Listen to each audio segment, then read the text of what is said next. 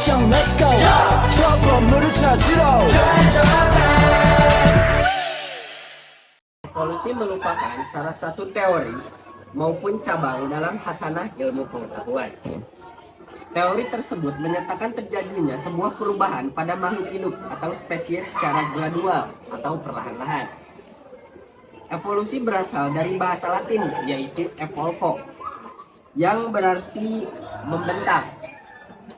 Pengertian tentang konsep evolusi dapat timbul baik secara alam maupun secara logika dari pengertian tentang genetika. Selanjutnya ada pengertian evolusi hewan.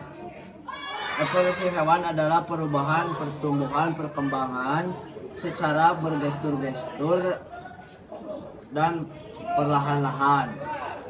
Evolusi dalam kajian biologi berarti perubahan sifat-sifat terwariskan suatu populasi organisme dari satu generasi ke generasi. Pada intinya, evolusi adalah perubahan dari masa. Ada berbagai macam evolusi yang kami bahas merupakan evolusi pada hewan.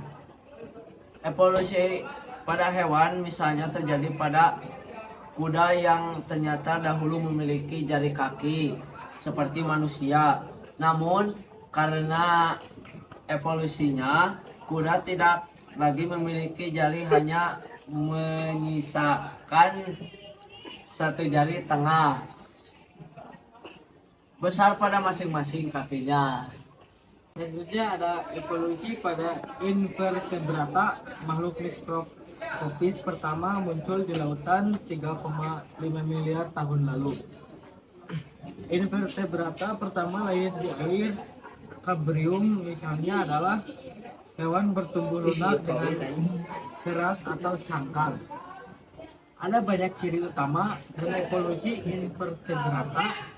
Ciri-cirinya adalah multiselularitas, jaringan dan organ, simetri radial dan bilateral, spasialisasi, mesodrem, sistem pencernaan lengkap, selom tumbuhan tersegmentasi, dan netokod, simetri, spesialisasi, dan spasialisasi adalah tiga ciri utama dalam evolusi invertebrata. Selanjutnya yaitu pada hewan invertebrata, yang pertama simetri. Kebanyakan invertebrata memiliki simetri bilateral atau dua bagiannya memiliki bayangan satu sama lain. Sedangkan beberapa memiliki simetri radial, semua sisinya sama. Istilah ini berasal dari simetri yang memancar dari bagian tengah, sebanding dengan bagian pizza. Bentuk simetri ini dapat dilihat dari bentuk bintang laut dan anemon laut. Beberapa invertebrata tidak memiliki simetri sama sekali seperti spot. Mereka juga hewan paling primitif, tidak memiliki saraf, otot atau organ. Untuk yang kedua, spesialisasi jaringan. Pada dasarnya ketika hewan menjadi lebih besar dan kompleks, jaringan mereka berspesialisasi dalam memproduksi berbagai bagian tubuh.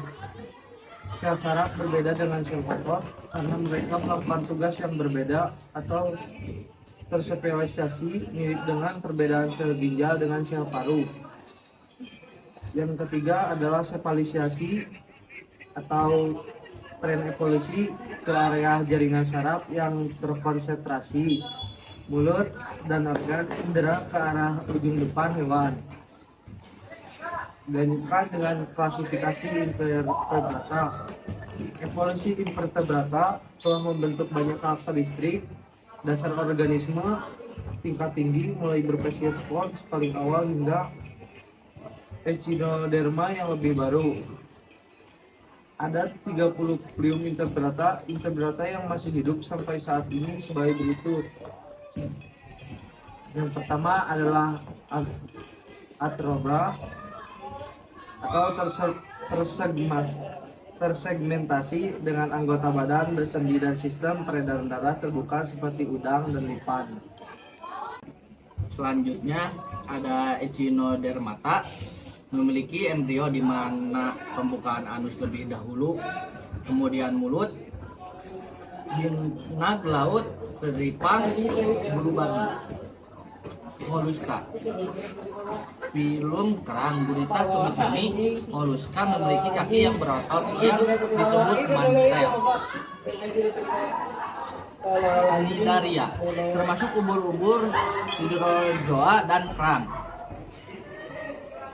Annelida, sekelompok cacing bersegeman mencakup lintah dan cacing tanah.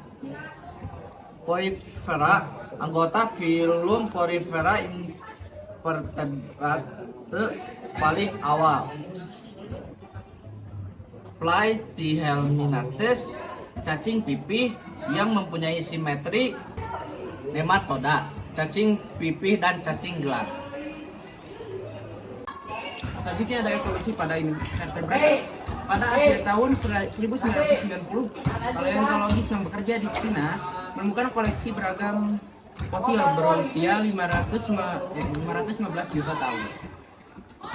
Lalu dari chordata mula-mula yang bertransisi ke vertebrata. Fosil-fosil ini terbentuk saat periode ledakan Kambrian. Periode ini adalah periode di mana berbagai kelompok hewan mengalami diversifikasi yang sangat cepat. Fosil yang paling primitif adalah fosil dari Haiculela yang mirip dengan Lancelet. Sampai saat ini, semua vertebrata awal mempunyai endoskeleton yang terbuat dari tulang rawan bukan tulang. Sekitar 400 juta tahun yang lalu, ikan bertulang pertama muncul. Ikan bertulang dapat menopang tubuh yang lebih besar. Ikan bertulang awal berevolusi menjadi ikan modern bersirip pari dan bersirip lobus.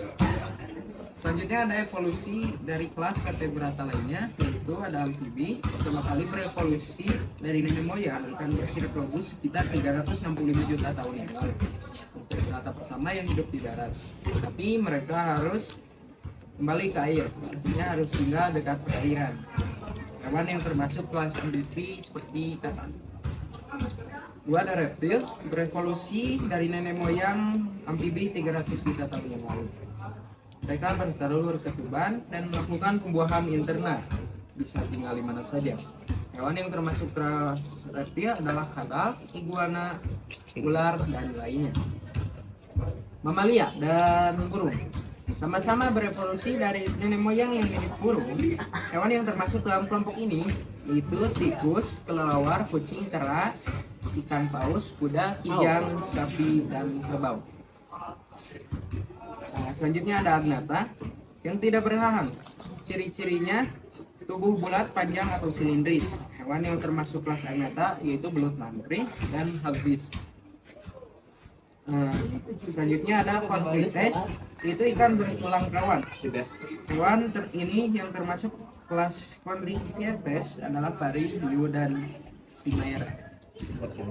Terakhir ada Osteichthyes, ikan yang mempunyai jenis tulang sejati seperti lele, ikan badar, dan sawi. Kesimpulannya, evolusi hewan merupakan evolusi yang sangat berpengaruh pada keberlangsungan hidup kita. Sepertinya perubahan hewan yang semakin hari semakin berbeda dari asal bentuk dari nenek-neneknya, seperti dinosaurus yang berubah menjadi fosil dan sebagainya. Rian Burung Cendrawasih. Sekian, terima kasih.